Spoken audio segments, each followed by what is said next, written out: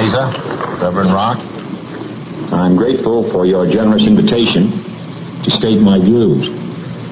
While the so-called religious issue is necessarily and properly the chief topic here tonight, I want to emphasize from the outset that I believe that we have far more critical issues in the 1960 campaign. The spread of communist influence until it now festers only 90 miles from the coast of Florida, the humiliating treatment of our president and vice president by those who no longer respect our power, the hungry children I saw in West Virginia, the old people who cannot pay their doctor's bills, the families forced to give up their farms, an America with too many slums, with too few schools, and too late to the moon and outer space. These are the real issues which should decide this campaign. And they are not religious issues. For war and hunger and ignorance and despair, no religious barrier. But because I am a Catholic, and no Catholic has ever been elected president, the real issues in this campaign have been obscured, perhaps deliberately, in some quarters less responsible than this. So it is apparently necessary for me to state once again, not what kind of church I believe in, for that should be important only to me, but what kind of America I believe in. I believe in an America where the separation of church and state is absolute, where no Catholic prelate would tell the president, should he be Catholic, how to act, and no Protestant minister would tell his parishioners for whom to vote. Where no church or church school is granted any public funds or political preference, and where no man is denied public office merely because his religion differs from the president who might appoint him or the people who might elect him. I believe in an America that is officially neither Catholic, Protestant, nor Jewish, where no public official either requests or accepts instructions on public policy from the Pope, the National Council of Churches, or any other ecclesiastical source. Where no religious body seeks to impose its will, directly or indirectly, upon the general populace or the public acts of its officials. And where religious liberty is so indivisible that an act against one church is treated as an act against all. For while this year it may be a Catholic against whom the finger of suspicion is pointed, in other years it has been, and may someday be again, a Jew, or a Quaker, or a Unitarian, or a Baptist. It was Virginia's harassment of Baptist preachers, for example, that led to Jefferson's Statute of Religious Freedom. Today I may be the victim, but tomorrow it may be you, until the whole fabric of our harmonious society is ripped apart at a time of great national peril. Finally, I believe in an America where religious intolerance will someday end, where all men and all churches are treated as equals, where every man has the same right to attend or not to attend the church of his choice, where there is no Catholic vote, no anti-Catholic vote, no block voting of any kind, and where Catholics, Protestants, and Jews, at both the lay and the pastoral levels, will refrain from those attitudes of disdain and division which have so often marred their works in the past, and promote instead the American ideal of brotherhood. That is the kind of America in which I believe, and it represents the kind of presidency in which I believe.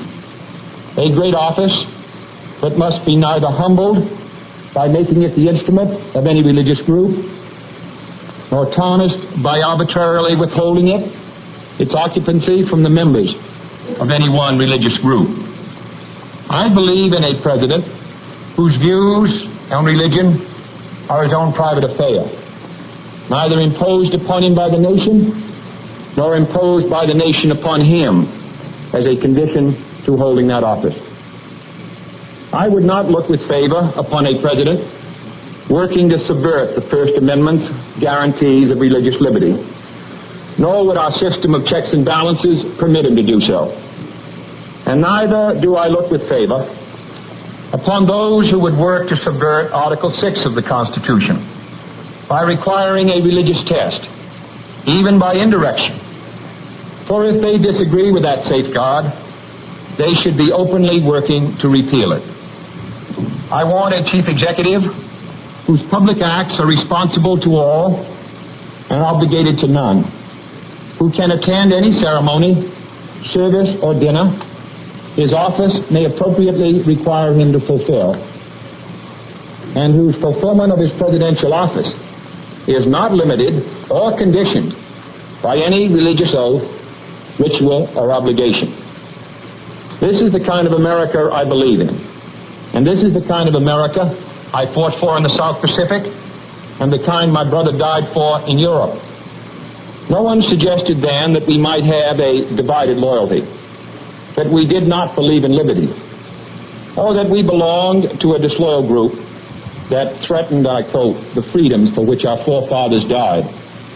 And in fact, this is the kind of America for which our forefathers did die, when they fled here to escape religious test oaths that denied office to members of less favored churches, when they fought for the Constitution, the Bill of Rights, the Virginia Statute of Religious Freedom, and when they fought at the shrine I visited today, the Alamo. For side by side with Bowie and Crockett died Fuentes and McCafferty and Bailey and Bedillo and Carey, but no one knows whether they were Catholics or not, for there was no religious test there. I ask you tonight to follow in that tradition, to judge me on the basis of 14 years in the Congress, on my declared stands against an ambassador to the Vatican, against unconstitutional aid to parochial schools, and against any boycott of the public schools, which I attended myself. And instead of doing this, do not judge me on the basis of these pamphlets and publications. We have all seen the carefully select quotations out of context from the statements of Catholic Church leaders, usually in other countries, frequently in other centuries, and rarely relevant to any situation here, and always omitting, of course, the statement of the American bishops in 1948, which strongly endorsed church-state separation, and which more nearly reflects the views of almost every American Catholic. I do not consider these other quotations binding upon my public acts. Why should you? But let me say, with respect to other countries, that I am wholly opposed to the state being used by any religious group, Catholic or Protestant, to compel, prohibit, or prosecute the free exercise of any other religion. And that goes for any persecution at any time by anyone in any country. And I hope that you and I condemn with equal fervor those nations which deny their presidency to Protestants and those which deny it to Catholics. And rather than cite the misdeeds of those who differ, I would also cite the record of the Catholic Church in such nations as France and Ireland, and the independence of such statesmen as de Gaulle and Adenauer. But let me stress again that these are my views. For contrary to common newspaper usage, I am not the Catholic candidate for president. I am the Democratic Party's candidate for president, who happens also to be a Catholic. I do not speak for my church on public matters, and the church does not speak for me. Whatever issue may come before me as president, if I should be elected, on birth control, divorce, censorship, gambling, or any other subject, I will make my decision in accordance with these views, in accordance with what my conscience tells me to be in the national interest, and without regard to outside religious pressure or dictates. And no power or threat of punishment could cause me to decide otherwise. But if the time should ever come, and I do not concede any conflict to be remotely possible, when my office would require me to either violate my conscience or violate the national interest, then I would resign the office, and I hope any other conscientious public servant would do likewise.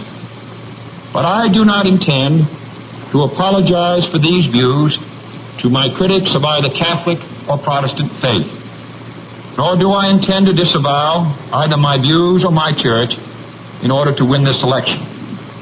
If I should lose on the real issues, I shall return to my seat in the Senate, satisfied that I tried my best and was fairly judged. But if this election is decided on the basis that 40 million Americans lost their chance of being president on the day they were baptized, then it is the whole nation that will be the loser in the eyes of Catholics and non-Catholics around the world, in the eyes of history, and in the eyes of our own people. But if, on the other hand, I should win this election, then I shall devote every effort of mind and spirit to fulfilling the oath of the presidency, practically identical, I might add, with the oath I have taken for 14 years in the Congress. For without reservation, I can, and I quote, solemnly swear that I will faithfully execute the office of President of the United States and will, to the best of my ability, preserve, protect, and defend the Constitution, so help me God.